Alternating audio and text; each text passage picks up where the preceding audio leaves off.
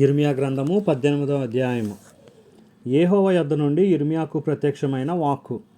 నీవు లేచి కుమ్మరి ఇంటికి పొమ్ము, అక్కడ నా మాటలు నీకు తెలియజేతును. నేను కుమ్మరి ఇంటికి వెళ్ళగా వాడు తన సారె మీద పనిచేయుచుండెను. కుమ్మరి జిగటమంటితో చేయుచున్న కుండ వాని చేతిలో విడిపోగా ఆ జిగటమన్ను మరలా తీసుకొని కుమ్మరి తనకు యుక్తమైనట్టుగా దానితో మరి ఒక కుండ చేసెను. అంతటా యెహోవా వాక్కు నాకు ప్రత్యక్షమై ఎలాగూ సెలవిచ్చెను. ఇశ్రాయేలు వారులారా, ఈ కుమ్మరి మంటికి చేసినట్లు నేను మీకు చేయలేనా? ఇదే యెహోవా వాక్కు. జిగటమన్ను కుమ్మరి చేతిలో ఉన్నట్టుగా ఇశ్రాయేలు వారులారా, మీరు నా చేతిలో ఉన్నారు.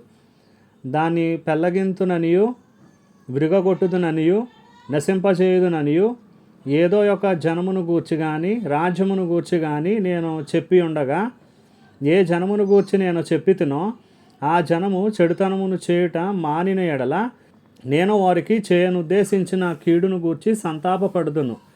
మరియు కట్టెదననియు నాటెదననియు ఒక జనమును గూర్చి కానీ రాజ్యమును గూర్చి కానీ నేను చెప్పి ఉండగా ఆ జనము నా మాట వినకుండా నా దృష్టికి కీడు చేసిన ఎడల దానికి చేయదలిచిన మేలును గూర్చి నేను సంతాపపడుదును.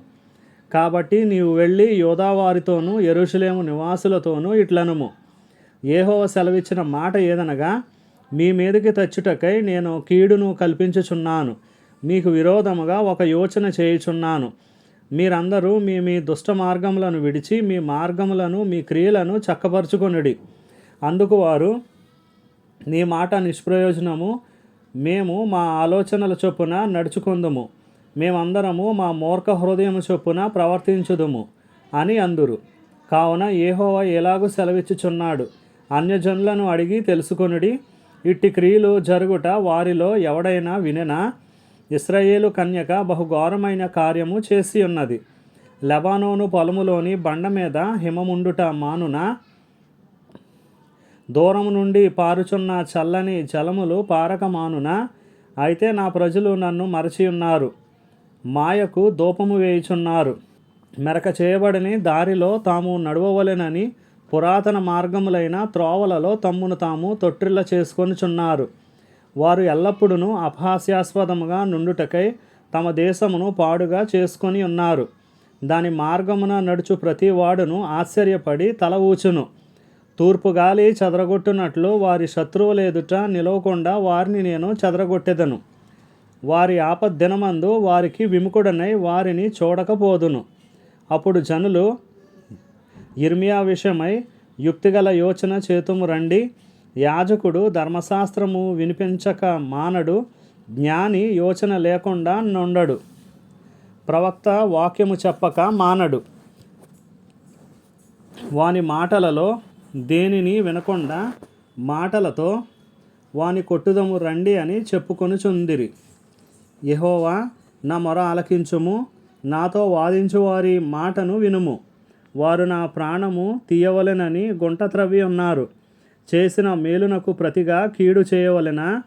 వారికి మేలు కలుగవలెనని వారి మీద నుండి నీ కోపము తప్పించుటకై నీ సన్నిధిని నిలిచి నేను వారి పక్షముగా మాట్లాడిన సంగతి జ్ఞాపకం చేసుకొనుము. వారి కుమారులను క్షేమమునకు అప్పగింపుము, ఖడ్గ బలమునకు వారిని అప్పగింపుము. వారి భార్యలు పిల్లలు లేనివారై విధవరాండ్రగుదురుగాక. వారి పురుషులు మరణహతులగుదురుగాక. వారి యవనులు యుద్ధములో ఖడ్గము చేత హతులగుదురుగాక. నన్ను పట్టుకొనుటకు వారు గొయ్యి త్రవ్విరి, నా కాళ్లకు ఉరుల నొగ్గిరి. వారి మీదకి నీవు ఆకస్మికముగా దండును రప్పించుట వలన వారి ఇండ్లలో నుండి కేకలు వినబడునుగాక. యెహోవా, నాకు మరణం రావాలనని వారు నా మీద చేసిన ఆలోచన అంతయు నీకు తెలిసే ఉన్నది. వారి దోషమునకు ప్రాయశ్చిత్తము కలుగనీయకుము. నీ సన్నిధి నుండి వారి పాపమును తుడిచివేయకుము. వారు నీ సన్నిధిని తొట్టిల్లుదురుగాక. నీకు కోపము పుట్టు కాలమున వారికి తగిన పని చేయుము.